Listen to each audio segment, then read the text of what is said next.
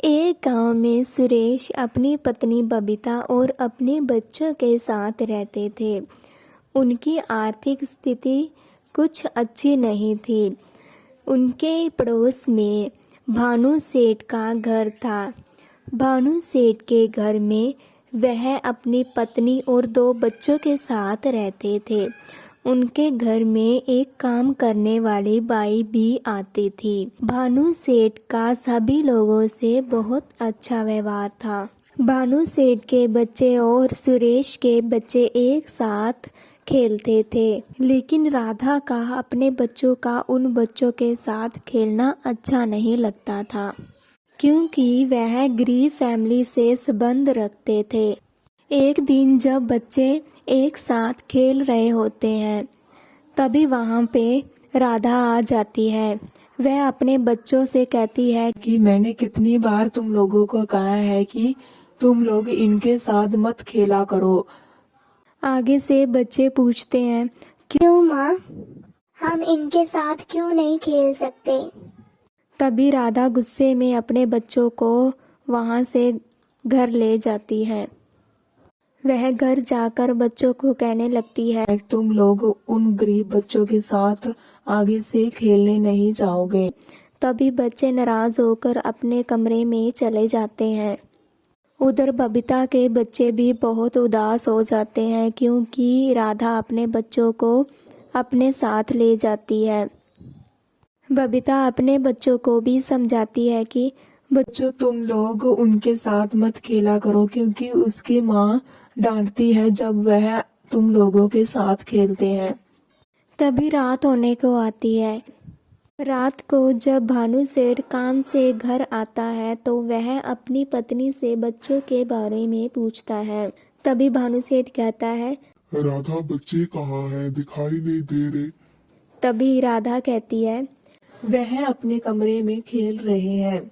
तभी भानु सेठ भी अपने बच्चों के कमरे में चला जाता है। जब वह कमरे में पहुंचता है तो देखता है कि बच्चे उदास होकर बेड पर लेटे हुए हैं। तभी भानु सेठ अपने बच्चों से पूछता है, बच्चों, क्या हुआ? तुम लोगों का मुंह क्यों उतरा हुआ है? किसी ने कुछ कहा है तुम्हें? तभी बच्चे दिन की बीती हुई सारी बात अपने पापा को बताते हैं और भानु सेठ उन बच्चों को कहता है कि बच्चों, तुम चिंता मत करो, मैं तुम्हारी माँ से बात करूंगा कि वह तुम्हें उन बच्चों के साथ खेलने दिया करे। तभी बच्चे ये सुनकर खुश हो जाते हैं। तभी भानु सेठ बच्चों को सोने के लिए कहता है। तभी बच्चे सो जाते हैं। तभी उसी वक्त भानु सेठ अपनी पत्नी के पास जाता है और उसे कहता है कि तुम बच्चों को सुरेश के बच्चों के साथ खेलने क्यों नहीं देती? तभी आगे से राधा कहती है कि मैं अपने बच्चों को उन गरीब बच्चों के साथ खेलने नहीं दूंगी। ये सुनकर भानु सेठ गुस्से में कहता है, आगे से तुम बच्चों को उन बच्चों के साथ बच्चों को खेलने के लिए नहीं रोकोगी। ये सुनकर राधा गुस्से में वहाँ से चली जाती है। तभी बच्चे अगले दिन खुशी खुशी उठते हैं और वह खेलने के लिए बबीता के बच्चों के साथ प्लान बनाते हैं। वे कहते हैं कि हम यहाँ से कुछ दूरी पर खेलने के लिए जाएंगे। तभी सभी वह वहाँ पे चले जाते हैं। वे चारों बच्चे वहाँ पे खेल रहे होते हैं। तभी राधा के एक बच्चे का पैर खड्डे में फिसल जाता है और वह वहाँ पे गिर जाता है। तभी दूसरे बच्चे बहुत घबरा जाते हैं, लेकिन बबीता के बच्चे अपनी हिम्मत को दिखाते हुए उसको हौसला देते हैं कि तुम्हें कुछ नहीं होगा।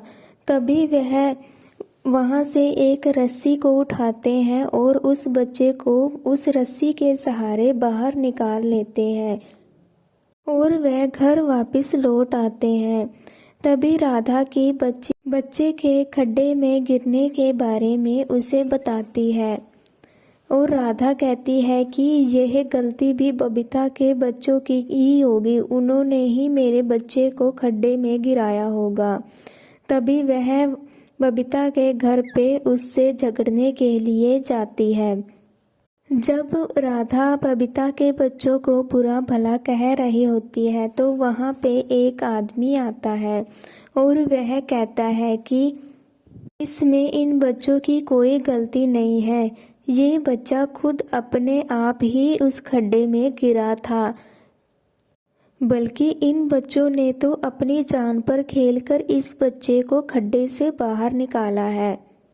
तभी उस आदमी की बातें सुनकर राधा की आंखें खुल जाती हैं और वह बबीता और उन बच्चों से माफ़ी मांगने लगती है। कहती है कि बच्चों मुझे माफ़ कर दो, मुझसे बहुत बड़ी भूल हो गई थी।